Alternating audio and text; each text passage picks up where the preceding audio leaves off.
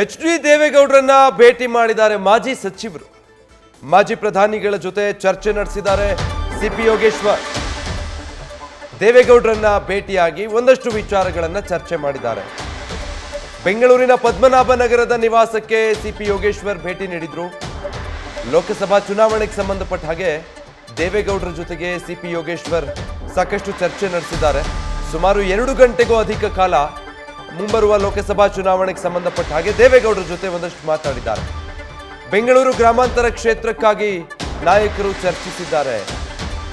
ನಿನ್ನ ಬಲಕ್ಕೆ ನಾವಿದ್ದೇವೆ ಅಂತ ದೇವೇಗೌಡರು ಕೂಡ ಧೈರ್ಯ ತುಂಬಿದ್ದಾರೆ ಇದೇ ಸಂದರ್ಭದಲ್ಲಿ ಅನ್ನೋ ಮಾಹಿತಿಗಳು ಗೊತ್ತಾಗ್ತಾ ಇದೆ. ಪದ್ಮನಾಭನಗರದ ನಿವಾಸದಲ್ಲಿ ದೇವೇಗೌಡರನ್ನ ಸಿಪಿ ಯೋಗೇಶ್ವರ್ ಅವರು ಭೇಟಿ ಮಾಡಿ ಚರ್ಚೆ ಮಾಡಿರೋದು, ಆ ಸಂದರ್ಭದ ಫೋಟೋಗಳು ನೀವು ಗಮನಿಸ್ತಾ ಇರೋದು. ಬೆಂಗಳೂರು ಗ್ರಾಮಾಂತರ ಕ್ಷೇತ್ರಕ್ಕೆ ಸಂಬಂಧಪಟ್ಟ ಹಾಗೆ ಸಿಪಿ ಯೋಗೇಶ್ವರ್ ಸ್ಪರ್ಧೆ ಮಾಡ್ತಾರಾ, ಏನು ಸ್ಪರ್ಧೆ ಮಾಡಿದರೆ ಹೇಗೆ, ಯಾವುದೂ ಕೂಡ ಇನ್ನೂ ಕನ್ಫರ್ಮ್ ಇಲ್ಲ. ಬಟ್ ಅದೆಲ್ಲವೂ ಇನ್ನು ಮಾತುಕತೆ, ರಾಜಕೀಯ ಲೆಕ್ಕಾಚಾರಗಳು ಆ ಹಂತದಲ್ಲಿದೆ. ಅದೇ ವಿಚಾರಗಳಿಗೆ ಸಂಬಂಧಪಟ್ಟ ಹಾಗೆ ಸಿಪಿ ಯೋಗೇಶ್ವರ್ ಮಾಜಿ ಪ್ರಧಾನಿ ಎಚ್.ಡಿ. ದೇವೇಗೌಡರನ್ನ ಭೇಟಿ ಮಾಡಿ ಸುಮಾರು 2 ಗಂಟೆಗೂ ಅಧಿಕ ಕಾಲ ಚರ್ಚೆ ನಡೆಸಿದ್ದಾರೆ. ಇದೇ ಸಂದರ್ಭದಲ್ಲಿ ನಿನ್ನ ಬಲಕ್ಕೆ ನಾವಿದ್ದೇವೆ ಅನ್ನೋ ರೀತಿಯಾಗಿ ದೇವೇಗೌಡರು ಕೂಡ ಧೈರ್ಯ ಕೊಟ್ಟಿದ್ದಾರೆ ಸಿಪಿ ಯೋಗೇಶ್ವರ್ಗೆ ಅಂತ. ಡೀಟೇಲ್ಸ್ ಕೊಡ್ತಾರೆ ನಮ್ಮ ಪ್ರತಿನಿಧಿ ಮೋಹನ್. ಮೋಹನ್, ಕುತೂಹಲಕ್ಕೆ ಕಾರಣ ಆಗ್ತಾ ಇದೆ ಯೋಗೇಶ್ವರ ದೇವೇಗೌಡರ ಭೇಟಿ. 2 ಗಂಟೆಗೂ ಅಧಿಕ ಕಾಲ ಏನೆಲ್ಲ ಚರ್ಚೆ ಮಾಡಿದ್ದಾರೆ? ಬೆಂಗಳೂರು ಗ್ರಾಮಾಂತರ ಕ್ಷೇತ್ರಕ್ಕೆ ಸಂಬಂಧಪಟ್ಟಾಗ ಏನಾದರೂ ಒಂದು ಕ್ಲಿಯರ್ ಪಿಕ್ಚರ್ ಸಿಗ್ತಾ ಇದೆಯಾ ಈಗ?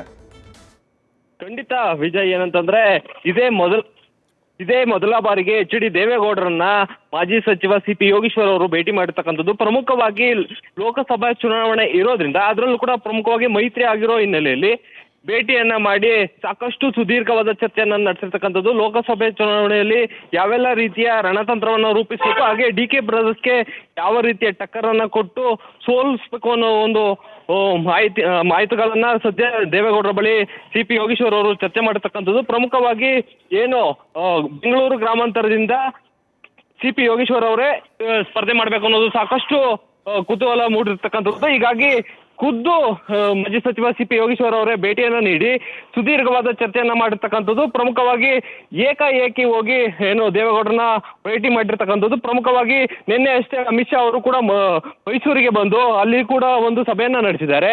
ಈ ಹಿನ್ನೆಲೆಯಲ್ಲಿ ಈವರೆಗೆ ಯಾವೆಲ್ಲ ರೀತಿಯ ಒಂದು ಬೆಳವಣಿಗೆ ಆಗಿದೆ, ಕ್ಷೇತ್ರದಲ್ಲಿ ಯಾವ್ಯಾವ ರೀತಿಯಲ್ಲಿ ಅಂದ್ರೆ ಮುಂದಿನ ರಾಜಕೀಯ ಬೆಳವಣಿಗೆಗಳ ಬಗ್ಗೆ ಆಗಿರ್ಬೋದು, ಅಥವಾ ಡಿ.ಕೆ. ಬ್ರದರ್ಸ್ ಅನ್ನ ಯಾವ ರೀತಿಯ ಸೋಲಿಸಬಹುದು ಅನ್ನೋದ್ರ ಬಗ್ಗೆ ಸಾಕಷ್ಟು ಮಾತುಗಳನ್ನ ಹಂಚಿಕೊಂಡಿರ್ತಕ್ಕಂಥದ್ದು. ಅದರಲ್ಲೂ ಕೂಡ ಪ್ರಮುಖವಾಗಿ JDS ಭದ್ರಕೋಟೆನೂ ಆಗಿರ್ತಕ್ಕಂಥದ್ದು ರಾಮನಗರ. ಹೀಗಾಗಿ ಯಾವೆಲ್ಲ ರೀತಿಯ ಒಂದು ರಣತಂತ್ರವನ್ನು ರೂಪಿಸಿ ಡಿ.ಕೆ. ಬ್ರದರ್ಸ್ಗೆ ಮಣಿಸ್ಬೇಕು ಅನ್ನೋದ್ರ ಬಗ್ಗೆ ಸಾಕಷ್ಟು ಚರ್ಚೆಯನ್ನು ನಡೆಸಿರ್ತಕ್ಕಂಥದ್ದು. Vijay, thank you Mohan. News first ನಿರ್ಭೀತಿಯಿಂದ ನಿಮ್ಮ ಪರವಾಗಿ.